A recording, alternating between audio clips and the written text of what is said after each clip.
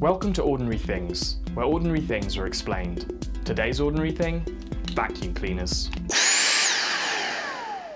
But what are vacuum cleaners? Vacuum cleaners are a consumer item that uses an air pump or fan to create a partial vacuum, primarily to remove dust from floors and furniture. But they can also be used to remove dents from cars, as tools of advanced sibling interrogation, and to block out the news when it becomes depressing or obnoxious.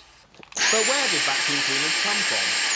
Before vacuum cleaners, carpets were dirtier and riddled with more bacteria than Post Malone's hairbrush. And the only thing people could do about it was take their rugs outside and mercilessly beat them. Carpet abuse remained the norm for centuries, until entrepreneur, engineer, and rug rights activist Herbert Cecil Booth offered a solution. Booth had observed other inventors' attempts to build dust removal machines, but what he noticed was that they all sucked, in that they didn't suck.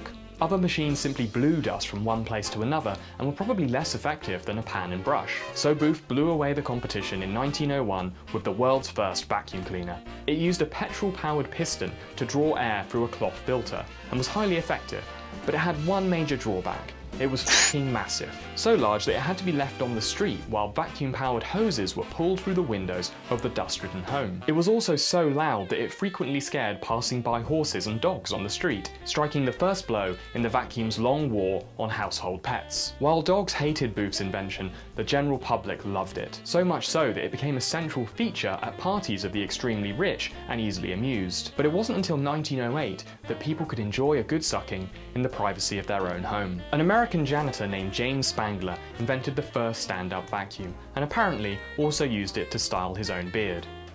However, Spangler was a better inventor than he was a marketer, and after failing to sell the product on his own, he sold his patent to the Sultan of Suck himself, William Hoover. The Hoover Company transformed the vacuum into a household necessity on par with the carpets it cleaned, and today there are many different kinds of vacuum. This is an industrial vacuum. This is a handheld vacuum. This is a robot vacuum. This is a personality vacuum. And this is what would happen to your head if it was exposed to the vacuum of space. Once the vacuum became an essential home appliance, the race was on for who could sell the most. Oh my carpet, oh my carpet, oh my carpet, don't forget. With a Hoover, yes, the Hoover, we will beat the blighters yet. Oh my carpet, oh my carpet, oh my carpet, don't forget. With a Hoover. One of the most compelling ways to advertise a vacuum was to demonstrate its practical prowess. Here a vacuum shows off its extraordinary sniffing power. Last time I saw something snort up powder like that, it cornered me at a house party and tried to explain why 9/11 was an inside job. It floats.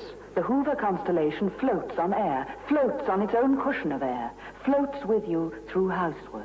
Yes, the Hoover constellation floats. It doesn't just slide. Then there was the Hoover Constellation, an extremely popular vacuum with an unforgettable design. It was marketed for its ability to glide through the house and for its unforgettable, supposedly friendly appearance, but it only reminds me of the weird torture robot from the first Star Wars movie.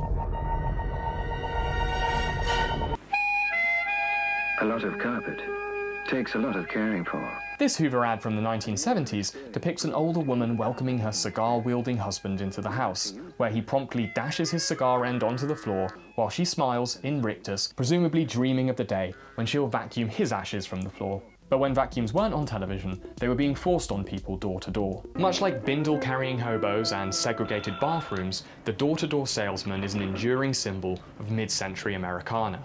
Many companies like Hoover and Electrolux sold vacuums this way, but it was the Kirby company that sold vacuums door-to-door exclusively, and still do today. The main benefit of door-to-door selling is that salesmen can corner and pressure vulnerable people into buying products for an excessive markup. Kirby have frequently been accused and litigated against for their predatory sales tactics, targeting the elderly, the disabled, and those who are more likely to succumb to their grueling sales pitch. So remember, if someone's selling something door to door, they're either trying to make you buy something for more than it's worth, or trying to convince you that God hates blood transfusions. Vacuum cleaner technology remained stagnant for many years until the 1990s when a new name in vacuums emerged, a man who sucked harder than anyone had before, James Dyson.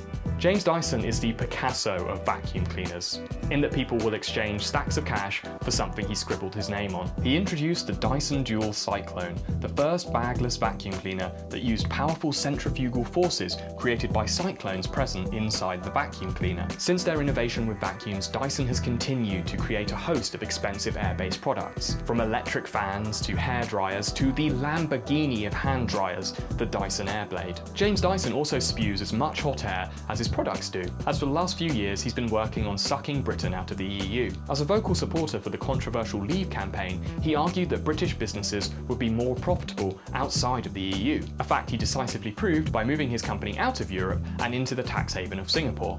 While there, he'll be premiering his new product, the Dyson Loophole. It employs laser-guided accuracy to gobble up EU subsidies and churn it back out as tax-free profit. Still, there are more obscene things you can do with vacuum cleaners. If Rule 34 of the internet is that if it exists, there's porn of it, then Rule 34 of real life is that if it exists, someone's tried to have sex with it. In a 1960 issue of the British Medical Journal, two doctors co-authored a study simply titled Vacuum Cleaner Injuries of the Penis. It detailed 3 different but distressingly similar cases where men had decided to make sweet love to the business end of a Hoover. The writers charitably suggested that their technique was rather ingenious but had disastrous results, as all cases ended in explosive swelling and severe lacerations. Since then, medical literature and tabloid newspapers have been filled with examples of men who simply could not resist the pull of the vacuum. Some people just find vacuum cleaners undeniably sexy.